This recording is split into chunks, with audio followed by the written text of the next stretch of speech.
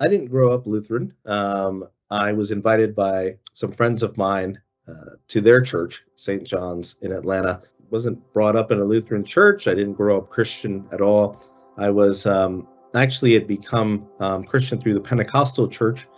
And so one day in 2011, I decided to come to St. John's Lutheran Church in Atlanta, Georgia.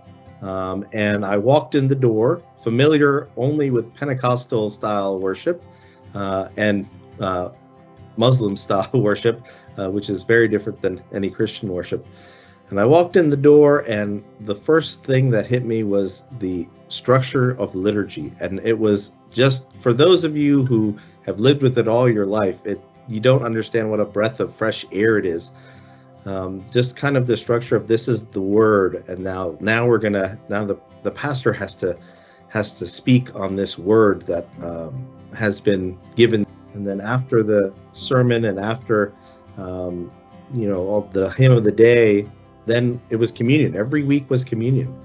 And just that sort of structure, you could just feel kind of how the tradition has just reached back throughout the ages, and how you're worshiping in the same way that Christians have been worshiping for just centuries. And it's just an amazing feeling.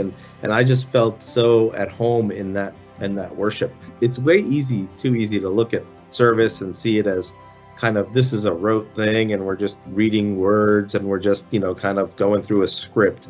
But there's more to it than that. And I think at times we kind of have to perceive that, and kind of open our eyes a little bit to it.